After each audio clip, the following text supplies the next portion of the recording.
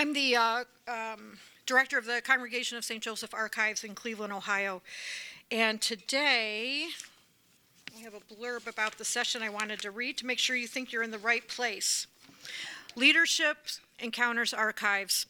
Upon election, leadership members of Women Religious are inundated with a variety of new areas of responsibilities, including their archives.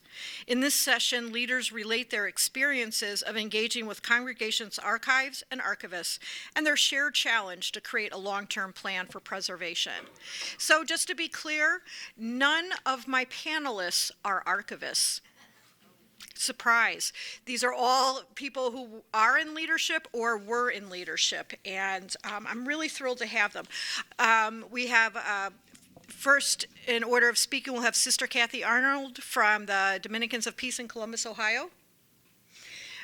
Sister Margaret Taylor, Incarnate Word, Parma Heights, Ohio. And Sister Sally Lakovich from the Congregation of St. Joseph in Cleveland, Ohio. I'm going to introduce them each. Their little personal blurb before they speak, but that'll be the order that we're going to go in. So first we have got Sister Kathy Arnold. Sister Kathy Arnold currently is a member of the leadership team, 2022 to 2028, of the Dominican Sisters of Peace, with past ministry experience as co-director of the Collaborative Dominican Novitiate for 4 years, and in Formation and Vocation Ministries, 9 years. She's had the opportunity to study and complete a master's in theological studies at the University of Dayton. She's enjoyed her years as a high school chemistry and science teacher, 7 years, and a teacher and program coordinator for persons with developmental disabilities for 12. Her past volunteer work has included being a part of their Racial Justice Committee in Akron and Leadership for Peace program in conjunction with Ohio Dominican University and students. She enjoys being outside, bicycling, and having time with friends and family. Nowhere in this personal blurb did she mention the word archives. I wonder what she's going to talk about. So first I'm going to give you Sister Kathy Arnold from Columbus.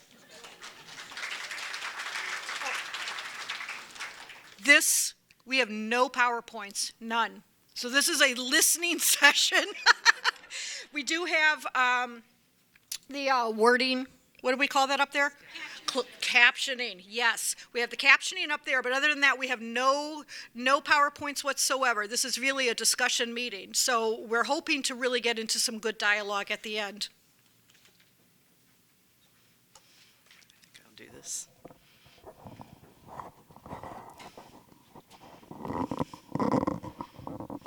Okay, can you hear me? Excellent, thank you. And good morning. Thank you, Lisa, for your invitation to speak as part of this panel.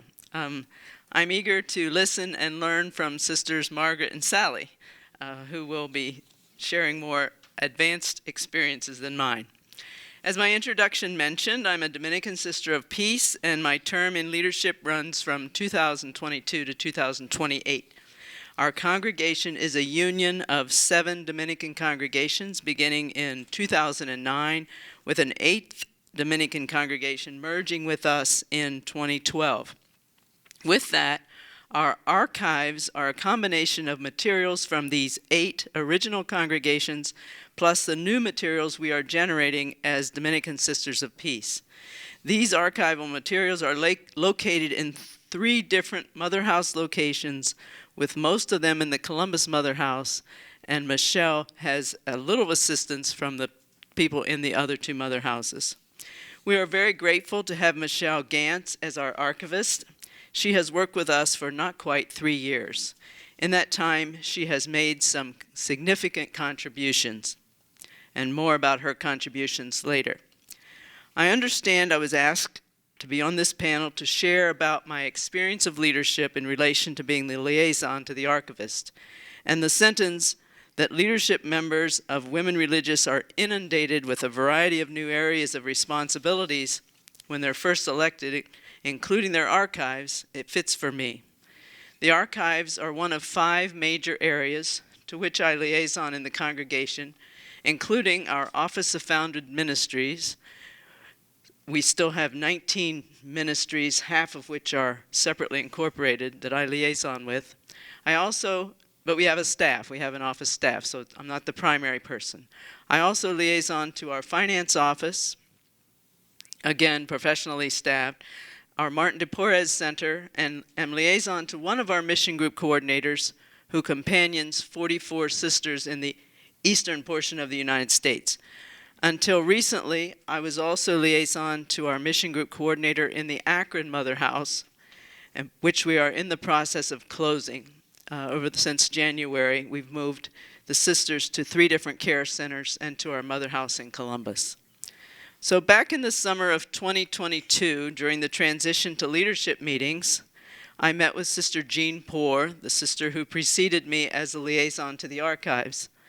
She said that next on the archives agenda for the leadership team was to update the policy. Our term began in August of 2022, and Jean said, well, these policies could wait a couple of months until October or November. Hold that thought. My experience and understanding of the archive amounted to a tour of the room and some simple research when I was a novice. And in addition, in one of my courses at the University of Dayton as a graduate student, I used the archive more extensively to write a research paper about a graduate of one of our academies, Anne O'Hare McCormick, who later became the first woman on the staff of the New York Times to win a Pulitzer Prize. This was in 1937 for foreign correspondence. She had interviewed Hitler, Mussolini, Stalin, and Chamberlain, to name a few. Quite a journalist and quite a story.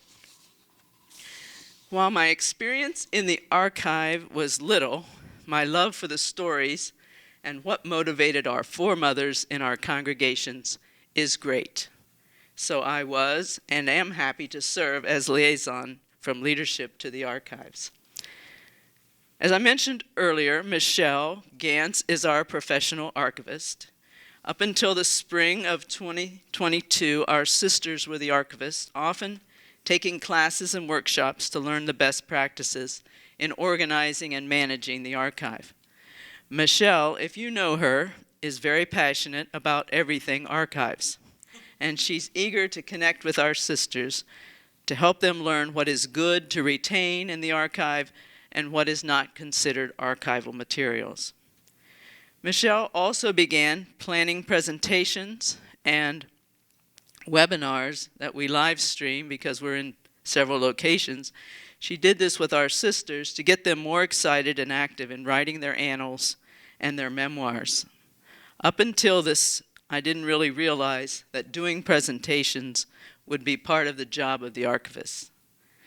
Since Michelle has begun connecting with our sisters in this way, she often has them call or stop by to ask questions about their own items and to seek information.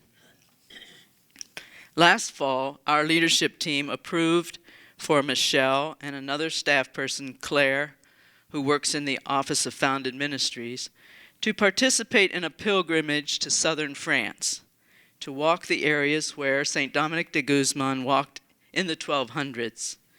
This inspiring opportunity for those involved in Dominican-based ministries and led by Dominicans from several U.S.-based congregations gave Michelle a chance to deepen her understanding of what it means to be Dominican.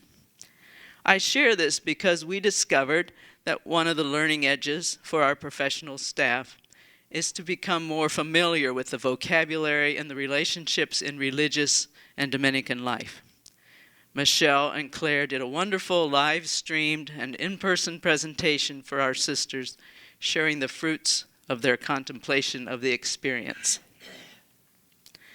And earlier I mentioned that my predecessor in leadership had said that looking at the archive policies could wait for a few months, from August to November in 2022.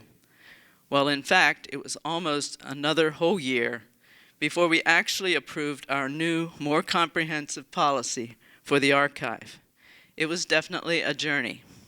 First, I had to learn the vocabulary, plus the different aspects and priorities needed in a good policy.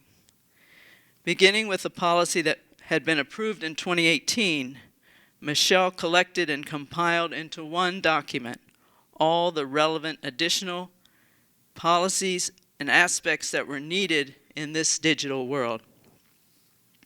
During the fall of 2022 and into 2023, Michelle mostly worked to draft, review, and edit a comprehensive policy for the archive. Then we consulted with Ellen Pierce. I don't know if Ellen's in here, but shout out to Ellen, to review the policy for us and make suggestions. We edited it once again. Finally, Ellen and Michelle spent almost 3 hours with our leadership team explaining the rationale behind the policies, listening to questions and or concerns, until we came to agreement on the actual policy. I'm happy to say that after all that work, we have a 74-page electronic document that's easy to access and is crucial for helping us answer questions related to the storage, organization, accessing, and management of the archives. All in all, it took about 12 months. It was approved in October of 2023. And this really only looked at the current situation in the archive. In fact, Michelle is still, in a sense, inundated with consolidating the archives from the 8 original congregations. I think she's completed pass-throughs of at least 4 of them for once, but the others are still haven't all been processed the first time. We did not even begin to address the questions related to the long-term care and placement of the archive. So hearing from those of you with experience and plans already in place will be very helpful to me and will be helpful to our congregation. In short, if I had to summarize what I've learned about archives, is that it's crucial to have a professional archivist or someone trained in managing archives. Work closely with the archivist with the time you have, even if changes can only be implemented a bit at a time. Provide opportunities for the entire leadership team to engage in learning more about the work of the archivist. Encourage the archivist to do presentations to the sisters and associates occasionally in order to increase interest among the sisters about the content and their own contributions to it. There are so many wonderful and inspiring stories to tell and to hear. Pardon me. Finally, rely on the expertise and experience of congregational leaders who've already made decisions about the long-term care and preservation of their archives, and rely on the expertise and experience of your archivist. And I thank you for this opportunity to share about my experience.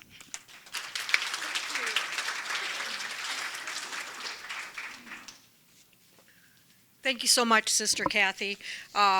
Michelle, you might as well just post that manual to the listserv because you know you're going to get 1 million requests for it. And, it's great because I met Sister Kathy, Sarah, and I met her on a pilgrimage we did through Future Church on a civil rights pilgrimage. And when we found out she was the archives liaison, I just knew I had no idea what she was going to say about being a liaison. I just knew I needed her on this panel. So thank you so much. So fun to see you again. Next up is Sister Margaret Taylor. Sister Margaret Taylor, SIW, is a Sister of the Incarnate Word from Parma Heights, Ohio. She graduated from St. John College and taught elementary school for 16 years. She was elected to congregational leadership in 1990 and served 2 terms as congregational leader. After leadership, she enjoyed sabbatical time at Aquinas Institute of Theology in St. Louis, Missouri, and the Senecal in Lantana, Florida. She began her ministry at Regina Health Center in September of 2000 as Director of Pastoral Care for 9 months before assuming the role of Intercongregational Liaison and Director of Admissions in July of 2001. She attended grad school at St. Mary's Seminary and Grad School of Theology 2000 to 2006, graduated with the Master of Arts degree in Theology. Elected again as congregational leader in 2015, she was reelected in 2019 and in a role she currently holds. She serves on the executive team of CORAL, the Conference of Religious Leadership for the Diocese of Cleveland. For fun, she loves to spend time with family and friends, read, walk labyrinths, and ride roller coasters. Again, what word is missing? Archives. I give you Sister Margaret Taylor.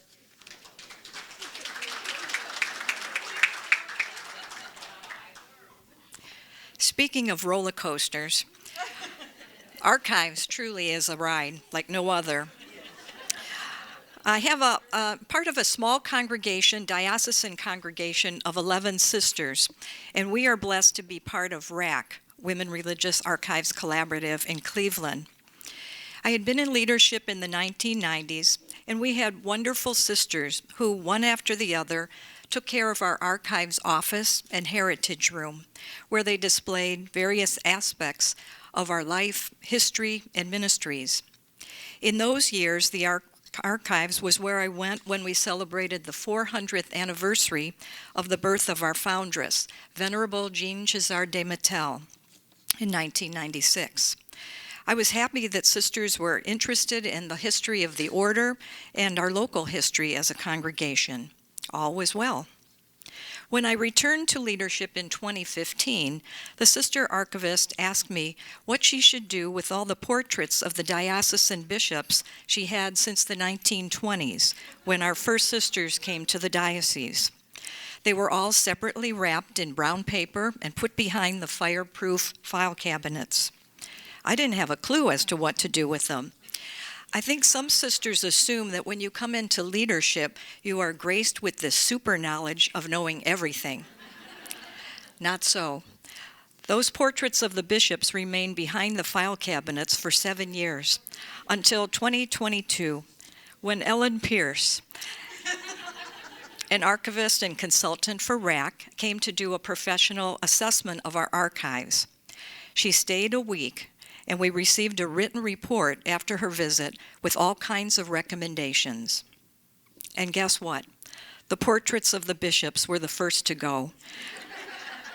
We do not keep what we do not create nor produce. When the offer first came to have a professional assessment of our archives, I thought to myself, I need this like a hole in the head.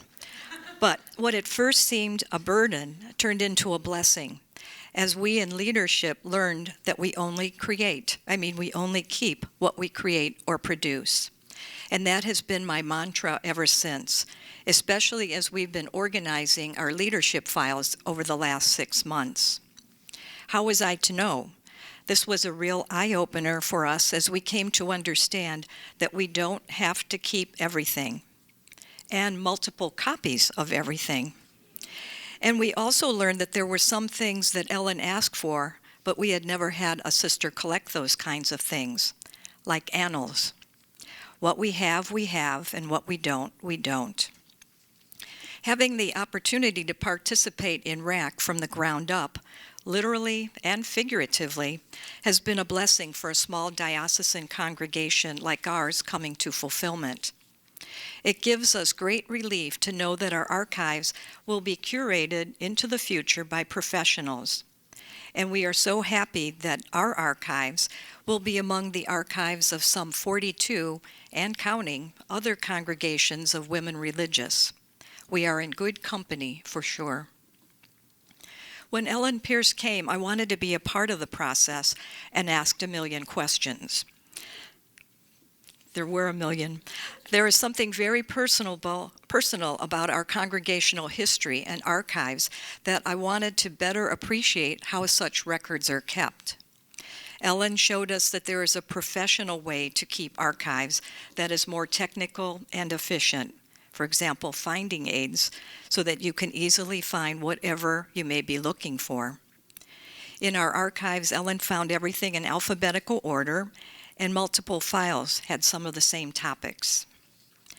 With this professional assessment of our archives, we came to have an appreciation for a reference point of what we keep and what we don't keep going forward. Now we have become more discerning, and that has opened up a whole new world for us.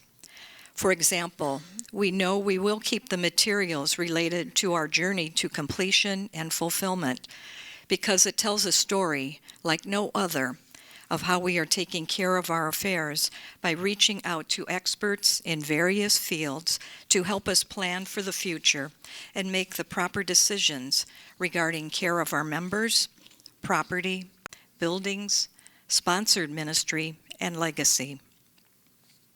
When I first came into leadership, I didn't know anything about the archives other than the history and records that were kept there.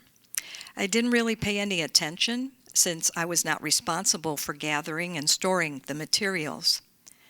I did not realize that leadership is ultimately responsible for the archives. Our sisters who worked in the archives over the years were not professionally trained, so it was imperative for us to have some sort of a starting point through this professional assessment of what materials would be going to RAC once the building opens, hopefully in 2026. There are times that I feel as if I'm in the deep end of the pool as I swim through new vocabulary, digitization, marginalia, who knew, and concepts that at first were foreign to me.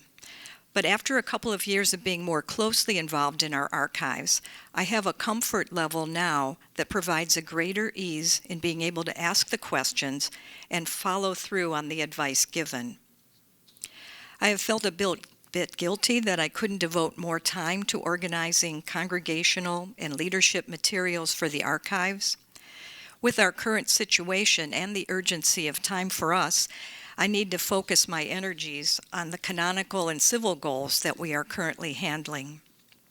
The particulars of our archives and its preparations to transition to RAC is best handled by a professional who clearly understands the contents of the archives. As well-meaning as I may be, I will never be able to understand all there is to know about the archives in this lifetime. Even being here in St. Louis these days for the ACWR Triennial Conference is a tremendous education, but only goes to show me that I have my place in this relationship as a leader, not an archivist. Before Ellen left in June of 2022, she suggested that we might join ACWR to begin to educate ourselves in the world of archives.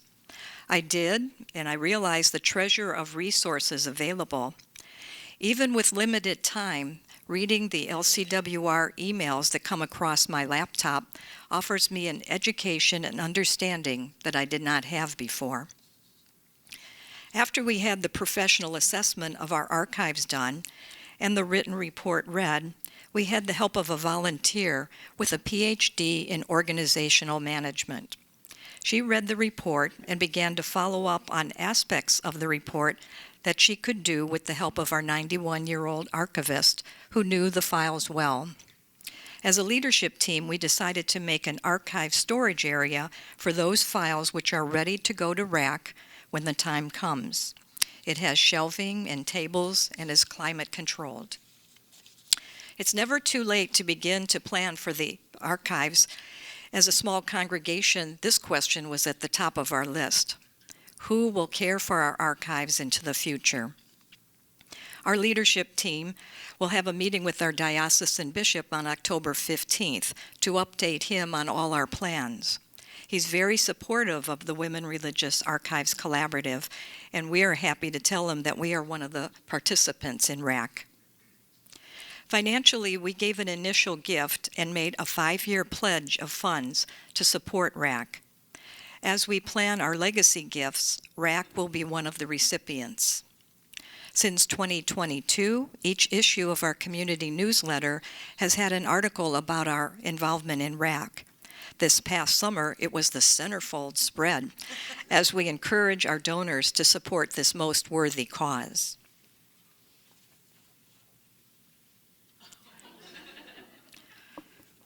As we prepare our Christmas issue, we will continue to highlight the work that we are doing with RAC so that our friends and donors will be well acquainted with it.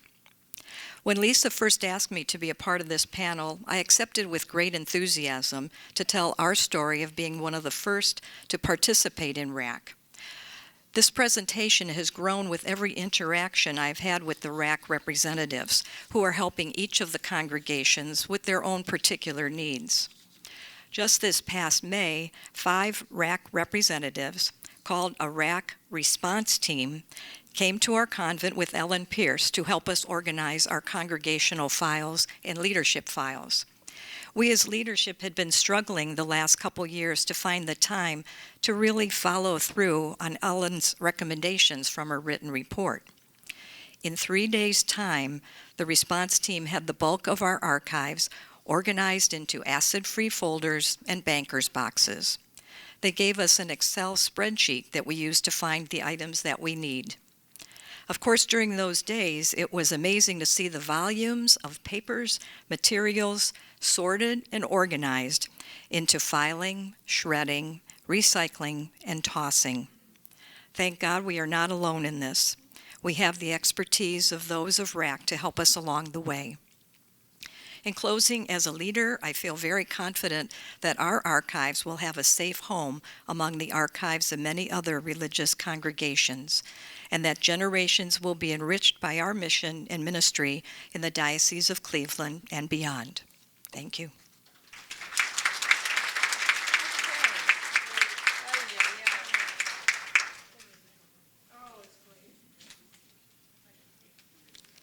Thank you so much, Sister Margaret. She's a neighbor of ours as well, very close by to our archives. So finally, Sister Sally Lakovich is going to be speaking for us. Sister Sally Lakovich is a sister of St. Joseph, of the Congregation of St. Joseph, which is where the archives that I work for. She's my former liaison. How about that? The Congregation of St. Joseph was created in 2007 out of 7 groups that came together into one. Sally possesses a D.Min in Scripture and spirituality. She's traveled many times to the Middle East, especially to Israel and Palestine.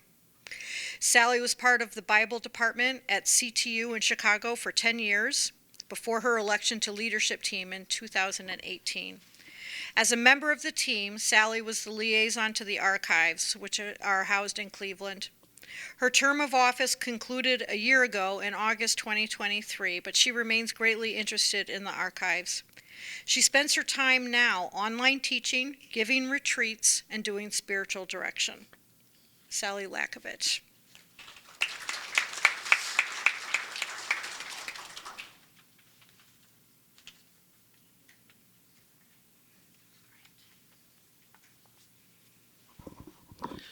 Good morning, everyone. I want to begin in the same way that Mary McClone began the other day, by saying to each and every one of you, thank you. Thank you for the important work that you do. It matters, and we are all grateful. So thank you. So I have been a lover of history for a very long time. My first degree was in social studies, and my student teaching was in American history. My last teaching gig was at Catholic Theological Union in Chicago, where I was the director of biblical study and travel. So I loved the fall semesters that I spent in the Middle East with students tracing the historical Jesus and the early church. One of my favorite TV programs today on PBS is Finding Your Roots with Henry Louis Gates. You who are archivists, do that for us. Help us to find our roots. I find we rely on our roots, finding hope and encouragement there as we chart the way forward into the future. So I, for one, and as a leader, value the archives as one of the most important treasures of each of our congregations.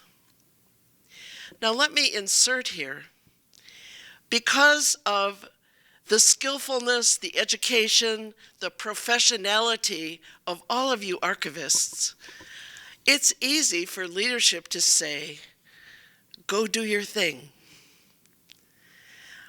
But that's not the way we chose to proceed.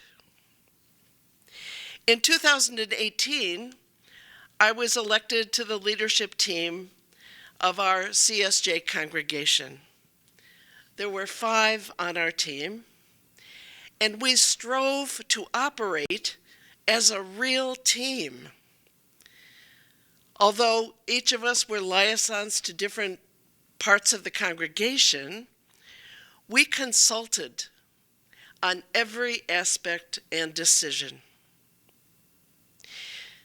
So, because of my love of history and of Lisa Gibbon, I asked to be the liaison between the team and our congregational archives. As liaison to the team, I reported back to them regularly of developments in archives and also presented the annual archives budget to the team. For Lisa and for Sarah Lubelski, who had come to work with Lisa, I saw my role as their advocate and cheerleader.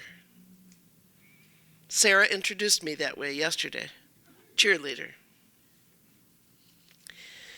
We had reconfigured with 7 CSJ congregations in the Midwest in 2007, and Lisa was hired in 2015. By 2018, when I came into leadership, the task at hand was to bring the archives of 7 groups to one place, as so many of you have done.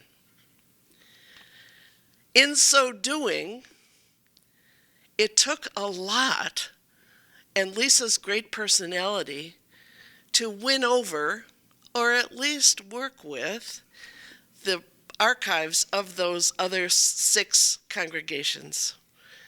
They held on to those archives like it was their very life, and one still. So Cleveland was chosen as the geographic center, and we were in the process of deconstructing the building where the archives had been held. And so Lisa and Sarah had to pack up all of our holdings and find a place to put them in storage.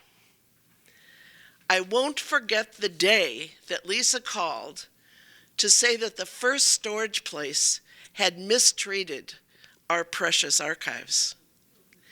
And she had to find another place and then oversee the second move.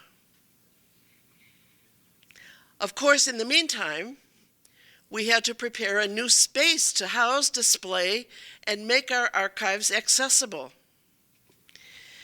So at this time in Cleveland, we were constructing a new building for our elder sisters, including a small chapel.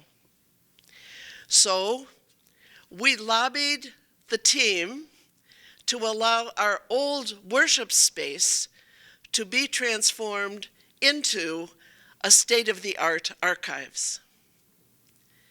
That's a story in itself, as there were many glitches in bringing the new archives to completion. And thank God for Lisa's expertise and her collaboration with other archivists. We did have a grand celebration of its opening, and several of you were there for it. Our leadership team undertook a compensation study for all of our employees. It was fairly contentious, but I advocated for Lisa and Sarah to have just salaries. I initiated at least weekly contact with Lisa to hear what was happening, and Lisa felt free to call me when she needed that advocacy and cheerleading that I had promised. And so I have some suggestions for congregational leaders regarding archives. And I know that I'm speaking to the choir for the leaders who are here. So I hope you will take these suggestions back to your leadership who are not here. First, a deep appreciation of your congregational history and stories, and a real desire to savor and to cherish it all. It's true that leaders have a lot on their plates, but I think that archives need to be respected and held up. If you, as archivists, don't feel that is the case, then make the case with your leadership. Second, leaders need to have great respect for the archivists themselves. Taking the initiative for regular communication and desire to understand their work, both the joys and the pains. If your leaders do not take that initiative, then I suggest you take the initiative for good communication. Remember the persistent woman in the gospel. Don't settle for less. Third, in our congregation, we have a core staff beyond the leadership team, consisting of our directors of finance, investments, communication, development, IT, and our archives. In some small way, all of our staff were in communication and kept us to date on various activities. If you don't feel included in the ongoing operation of your congregation, seek to be.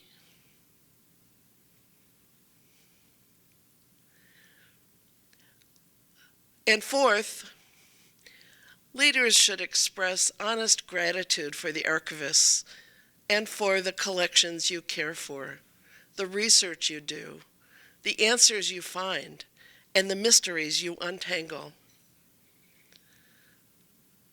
Archivists are important resources for leadership and deserve our thanks. So during my term of office, being liaison to our archives was one of the best parts of that role for me. I remain grateful for the experience, and I'm grateful to have been invited to share with you today.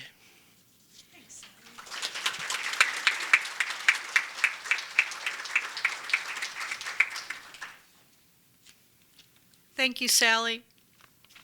That concludes our 3 presentations. We're hoping to open it up for dialogue, question and answer. I'm not really sure how we're going to do it with the microphones. We should probably pass. Sarah knows what to do. Here comes Casey. Okay. Do you think this one can go to our table? You're going to have to walk over here to answer questions. Testing.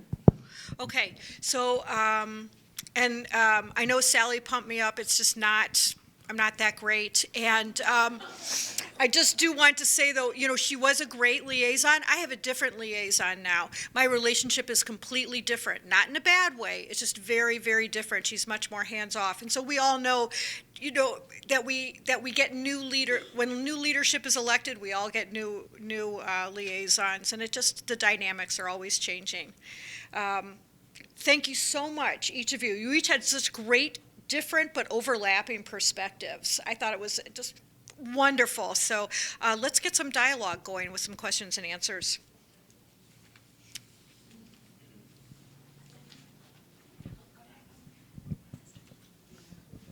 I am not a professional archivist. I'm a lone arranger.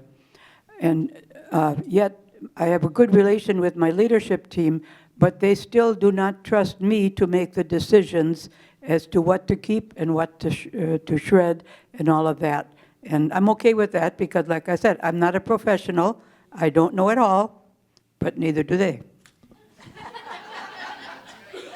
That's the key there. That's the key.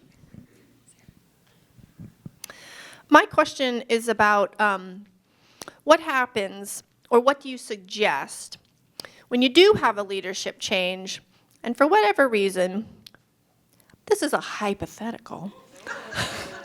What if you end up with somebody who doesn't get it and really doesn't want to get it, and isn't supportive. Because I did have that happen once, haha, not so hypothetical. And it was a terrible time because I felt like the shifting sands under me. I'd always felt very trusted and affirmed by leadership, and then I had this moment when suddenly I wasn't. And I felt really isolated.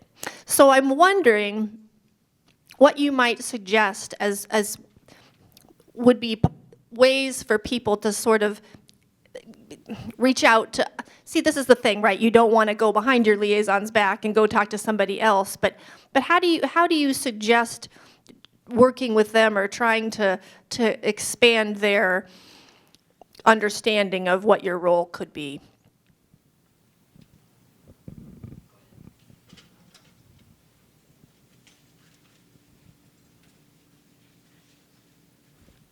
I think something that Michelle taught me is the connection of the archivist with the sisters. So she offered presentations and things like that. So, and I know it's hard to get on the leadership team agenda, but even if you could get on the agenda, even if it's once a year, which is actually what happens for us, it's only, unless there's questions that are coming up, then we are more often. But even requesting something like that, and maybe connecting with the sisters or the people that you're working with, because that sometimes can generate some more energy, at least for you. So, I mean, always talking directly to the person, which you already know that. But if that's not easily, then maybe requesting some time with the whole.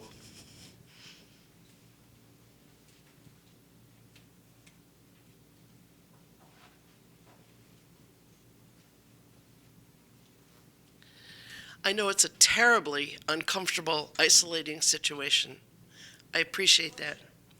But I appreciate the situation.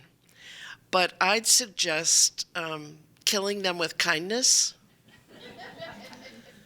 and perhaps inviting them out for breakfast or lunch. And get to know them a little bit on a personal level. And inch by inch, you might be able to win them over. Michelle is agreeing, so. You can bribe people with baked goods. She said you can bribe people with baked goods.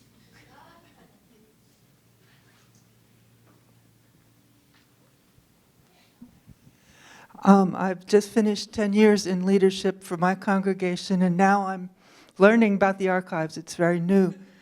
One of the webinars that I recently watched on the ACWR website mentioned the importance of turning in a monthly report or having a monthly report of some kind. Having been in leadership, I know very well how easy it is to get overwhelmed with information. And to keep it short and succinct, I wonder if you have any advice about what kind of things might go in a monthly report to leadership.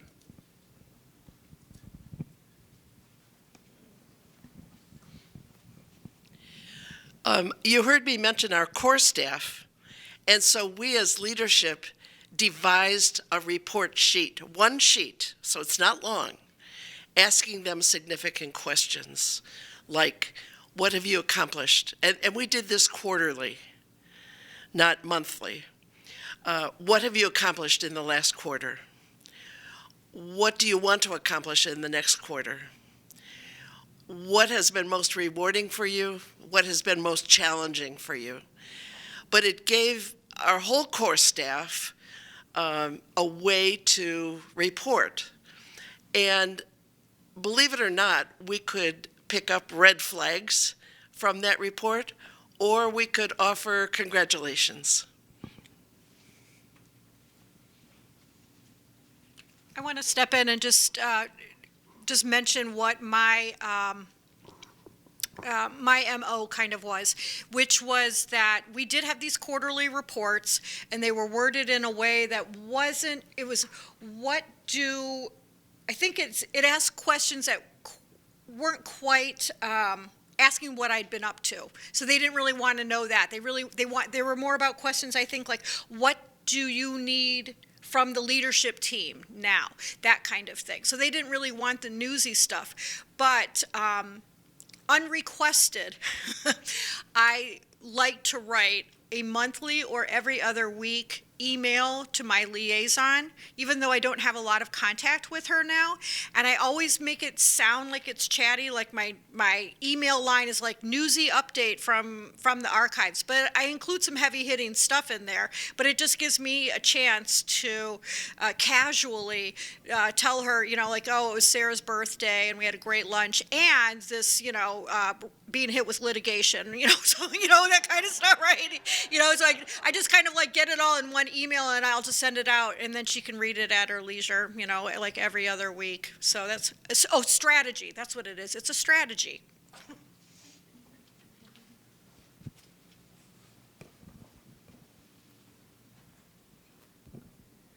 I have a question for advice. So I am very valued by leadership, and I'm very lucky.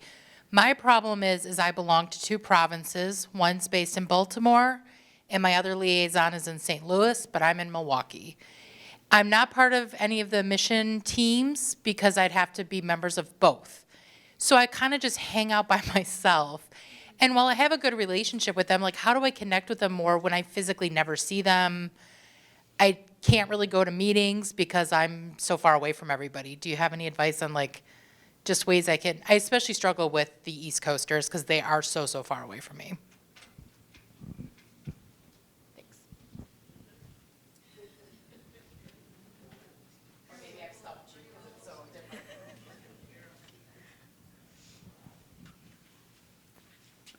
I don't know that this is helpful or not, but, well, because we have merged the 8. We have Zoom as a regular thing. So, I mean, I know that doesn't do social things, though. It's not easy for social things. But, again, yeah, somehow with a update every so often, just expressing your need, I think could help, even though we know time is, it's not always easy to get on the agendas and stuff. But if you express a need, maybe.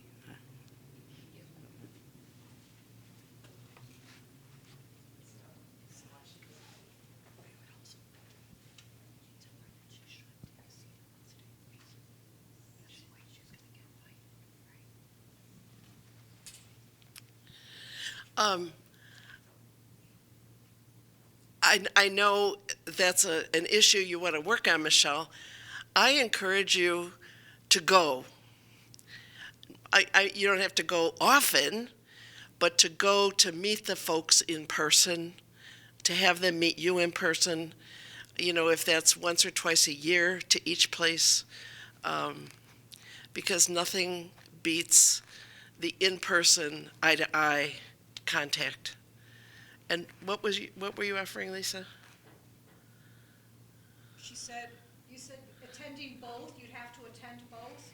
Well, there's two different mission teams because they're two separate provinces. Get on both. Be on both. There you go. Yeah. Get on both. What is it, a Zoom meeting, and then you're present, and then you're gonna find out what's going on, and everyone's gonna know who you are. I mean, if you should be present at the table, be present at the table. That's helpful, thank you.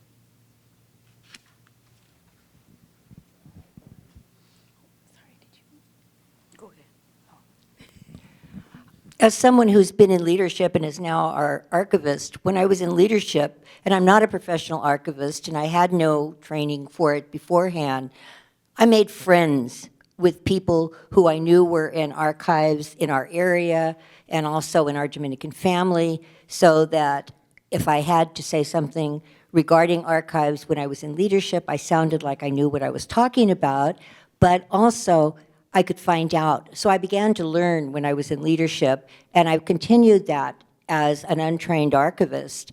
I've got certain friends on speed dial, Mary Navarre being one when I have a question, Ellen Pierce. So if you aren't sure, make friends with archivists. This one, I may have missed it in the ACWR.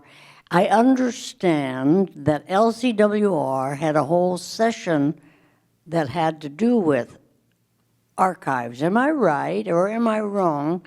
And is there any way that ACWR could get the message of what LCWR was thinking to kind of catch us up? Like, what are they doing over there?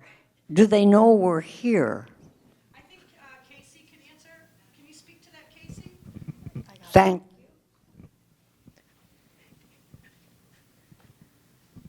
I can't speak to the most recent LCWR meeting. Maybe some folks who were there. I know we did have some presence at the latest LCWR gathering.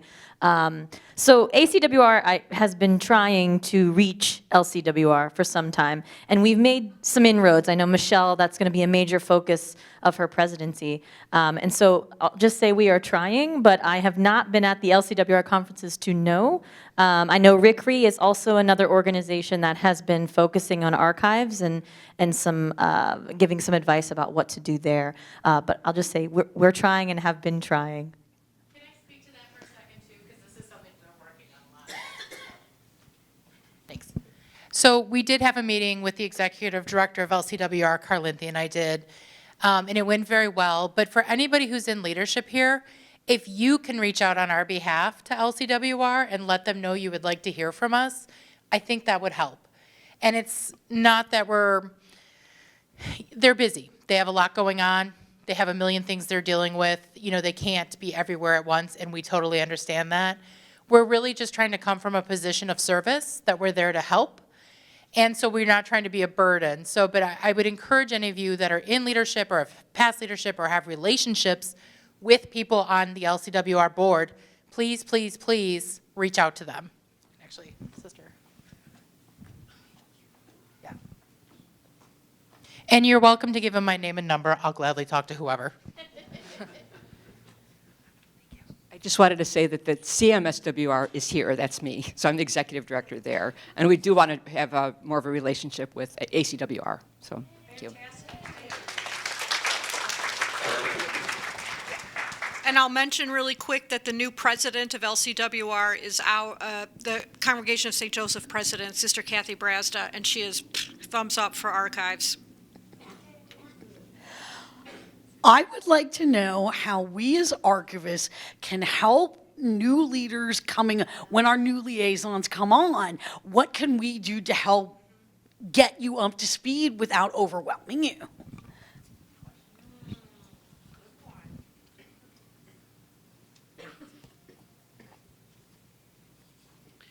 At one of our first team meetings, Lisa took the initiative and offered to come and do just that. And she told us what she does as an archivist, but the kinds of resources that they had that could be helpful to us. And I think it took maybe an hour and a half, and it was excellent. So if someone is new to leadership or you have a new leadership team, make the offer.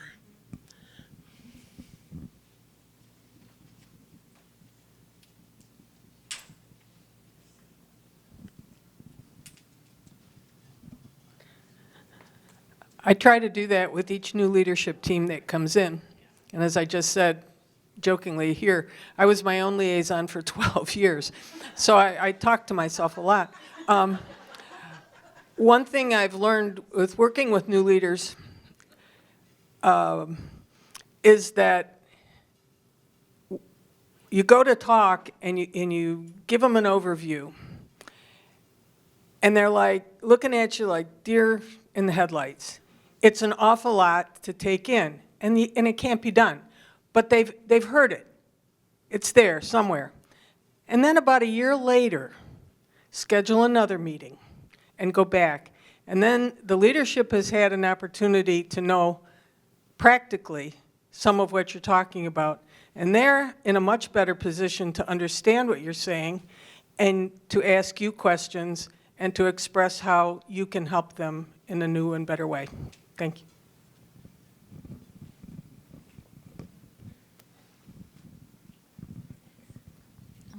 I just had a couple of comments about my own experiences. Been some talk about monthly reports, things like that.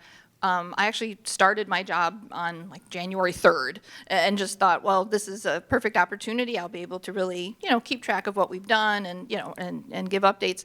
And it wasn't until I got to really the next January where I thought, oh yeah, I need to do an annual report. There was not a precedent for that, but I did it as much for my team as I did for my liaison.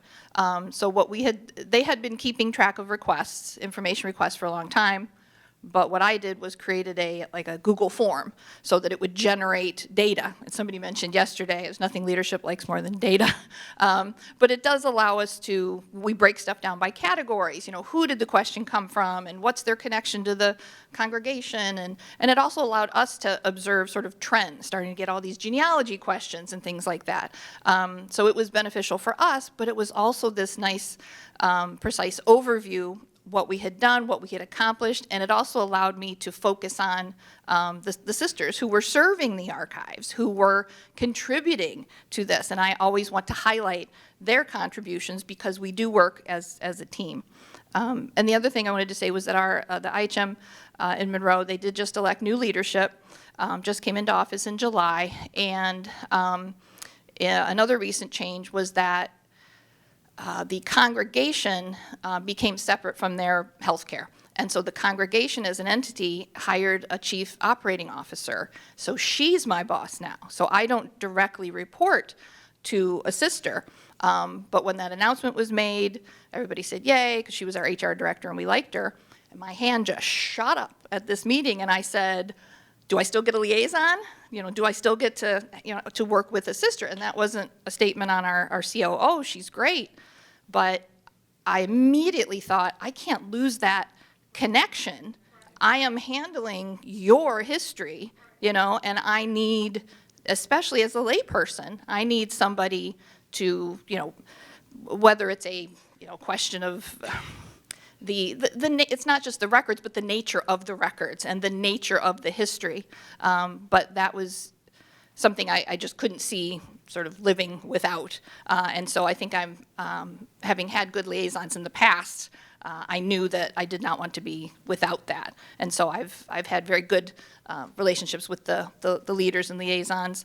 And since I have a monthly meeting with the COO, I said, well, maybe we could just do like quarterly, because the new president wants to meet with me in person to talk about archives. So I always make sure I type that up, that there's a record, but I love that she wants to actually, speak to me in person about it.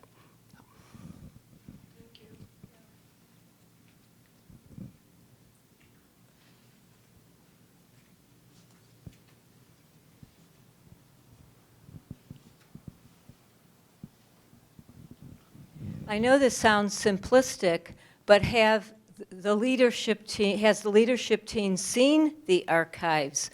We recently elected a new team, and one of the sisters came in one day. I didn't know she was coming, but that was fine. And I took her on a tour, showed her our record groups, explained what those were, and she was utterly amazed. She had no idea what we had in there. Now we have another new one, and I'm going to try to get her to come in and just show her everything that I have. It's like, a picture is worth 1,000 words.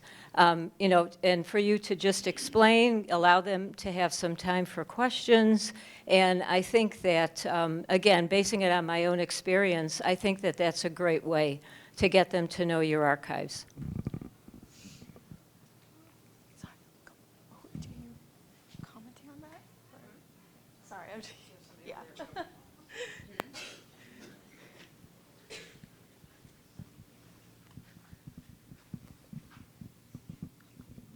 I just wanted to get back to Michelle because I'm medical mission sister in Region 3 of LCWR.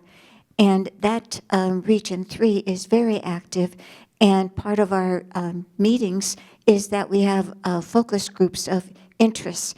And I know that archives was one of the interest groups, and then someone was commissioned to find somebody to talk about it, and we had a Zoom meeting, etc. So even though LCWR leadership nationally is truly very busy, and I understand that, it's the regions that could also do something.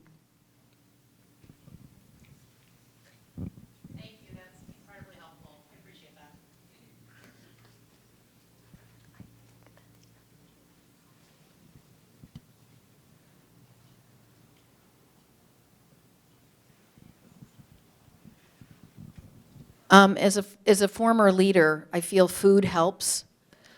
You know how like with teachers or to get the senior sisters to come and visit your site. I think kind of like a lunch and learn is really nice, and for like your coworkers, and that includes your leadership team. And just bring up a topic, and that kind of generates the interest. But I also think it feeds into mission integration. And so I think there's a nice partnership there that kind of embeds the archives and the congregational history and story into our coworkers in a really nice way. So I think that's one thing. The other thing I'd like to say is at the RICRI conference this year, there's going to be 2 breakout sessions about archives.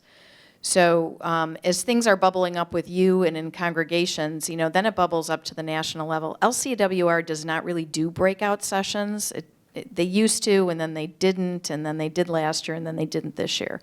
So I think the regional approach is a good one. And then also like just trying to get the webinars on their newsletter and on the radar, your webinars, kind of create that relationship, get into their newsletter, because that's how leadership communicates with each other in that web.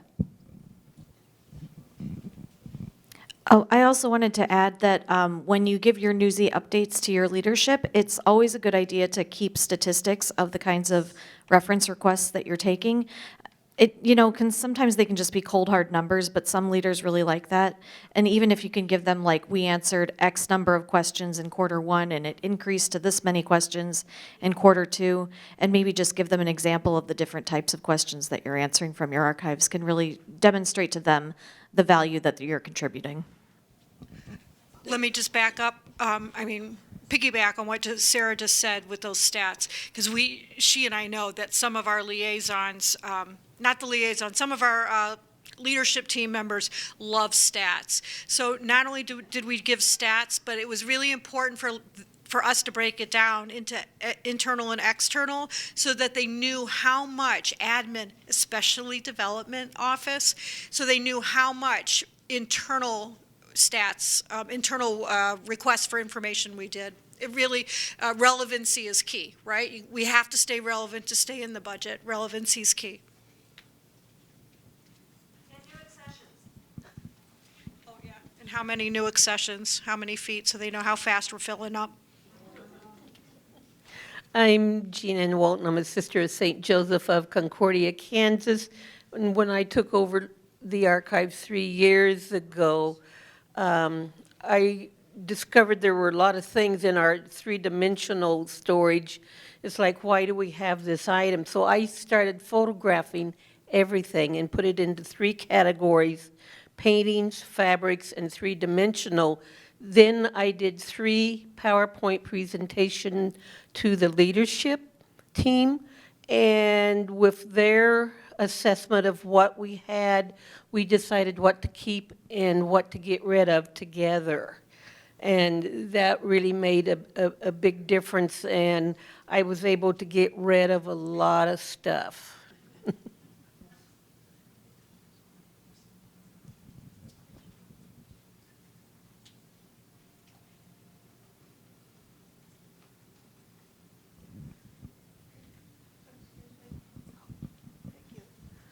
Included in these periodic statistical reports, you might mention how many alumni or associates contacted the archives, as well as in-house requests, walk-in visitors, email and telephone call visitors, and how many photographs, copies of photographs were supplied to a variety of publishers showing the activity of the archives.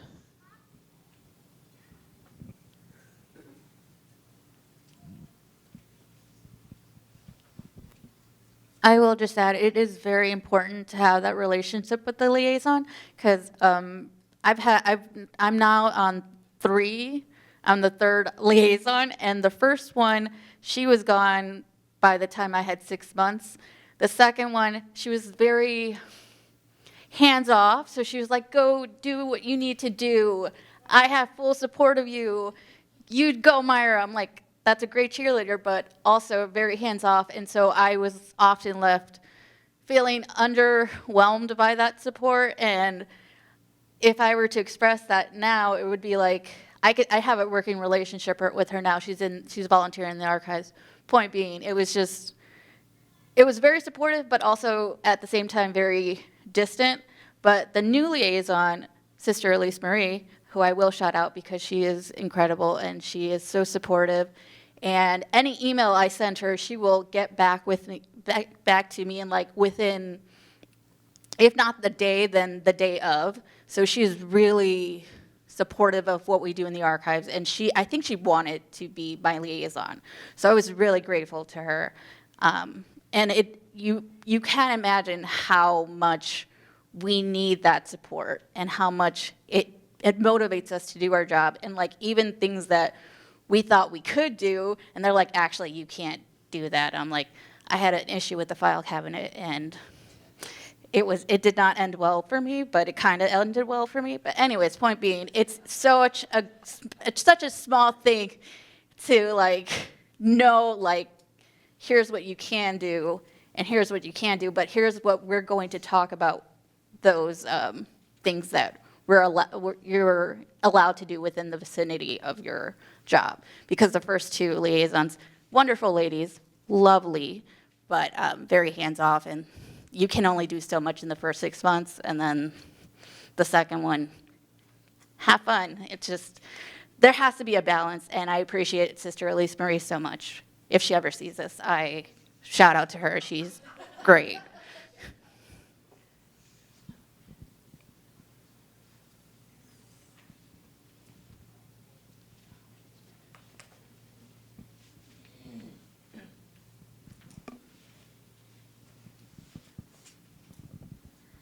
So a major topic of this conference has been archives in transition. And what we've been hearing through ACWR is a lot of our archivists are feeling very alone in this dilemma, that they feel like they are burdened solely with planning a future.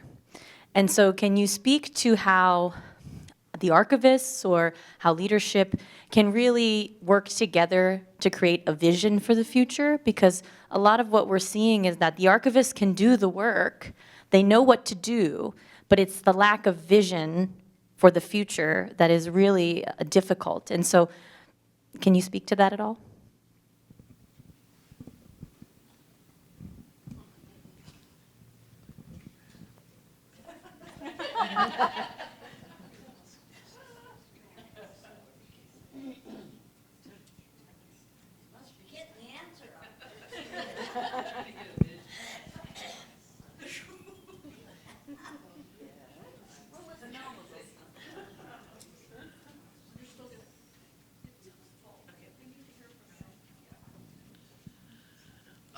You're right. That is the overwhelming conversation here. And I think the vision for the future is twofold. One, for example, our own congregation, where we just recently built a new archives, and we intend for that to carry us into the future. And then the collaborative archives that have sprung up, where a community may be, as Margaret's, coming to completion, have made decisions to continue their archives in a different place. So I think it's a very individual question based on the current state of the congregation. And so that's what I have to say.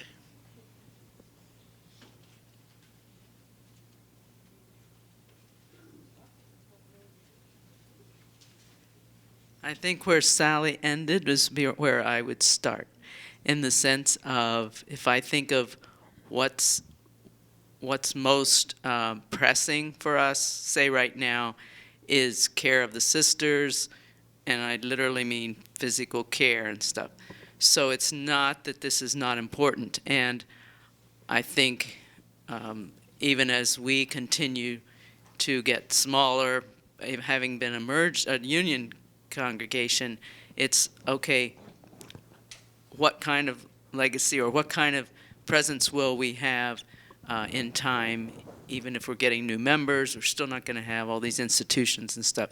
So I think you raising it up, even if it's an annual, at our annual meeting with the archivist, I think Michelle keeps bringing, we're going to need more space. What are you going to do with more space? Because if we continue to consolidate the ones we have. So, I appreciate the idea of the vision, because I think sometimes even you asking that can say, yeah, what is our vision? And let us give some, not just thought, but prayer energy to that too. So not just a team, but then, so I think raising it up is a start. And how long it takes, as you can see, it might take a while, but at least it's raised up. Thank you.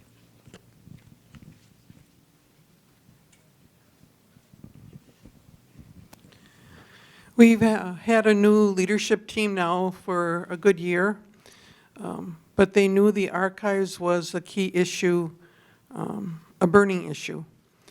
So I brought to them the information that I received about the Franciscan Central Archives. I am blessed to be able to share with them. We had a Zoom meeting with 3 key people of the FCA, and at the end of our meeting, I said now to the team, I said, do we need to have a meeting to talk about what we're going to do, if it's possible or not? And the director of our congregation said, no, I think we've made our decision and we're going to go with FCA. So for me, that was a blessing that they were open to a suggestion, and because it's charism based, I think that also was a key point. But I almost fell off my chair when they said, no, let's make a decision this day, and it's like, oh, okay. But sometimes the archivist is the one that needs to bring up a solution, or this is a problem, or this is a burden I'm carrying and I don't know what to do with it. Where are we going to go when completion arrives?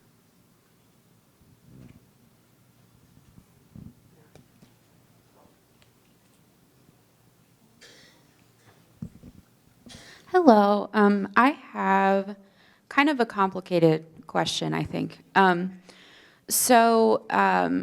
lot of times, my leadership is extremely supportive of the archives. We are extremely blessed in that way. I have a wonderful liaison who's, supportive and great. They are quite hands-off. And one thing that I get a lot is questions from the sisters about the future of the archives. And they'll ask leadership, and leadership will say, oh, just talk to Sarah about it. And it's like, yeah, I appreciate that they trust me enough to have that conversation with the sisters, but sometimes I think it needs to come from them, from the leadership. So how do you, how can I approach them with that and say, or just ask them about how to spin it for the sisters, where it's not just me, and because the sisters know that we have the full support of leadership, but I do think that because so many changes are happening and so many lay staff are taking positions where sisters once were, it's difficult for them sometimes to hear the definitive answer from a lay person. So what is your advice on that?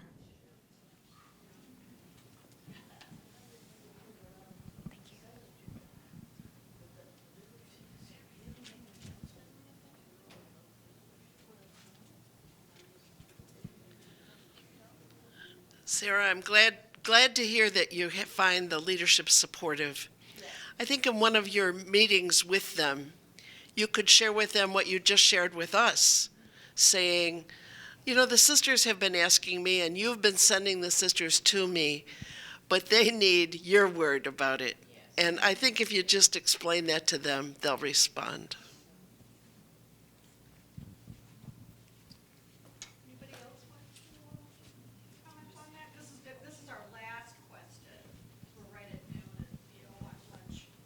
For our group, we've been having monthly meetings with our sisters, and part of it in the last few years has been including information about RAC. So if any sister had any thoughts other than what we're proposing, she had the opportunity to say something. But I think we all see that we've done our trends, and 15 years out from now, we'll have so many members and so much money. And for us, it's a very sobering reality. And we're so lucky that RAC is right in Cleveland. And so for us, it seems like a no-brainer, but you still need to have your membership saying, yes, this is what we want, this is what we believe. RAC has done presentations for congregations, and our 91-year-old archivist had been to a group where there were, 50, 60 sisters from the different religious congregations, and she gave her thumbs up. As threatening as it was for her to give over her baby, which she's had for 20 years, there's that pastoral side too. Information is power, and so to inform sisters, the future is a lot scarier than you would think. And when you just say it out, whether they like to hear it or not, at least that starts to diffuse some of the fears and the fretting that's going on.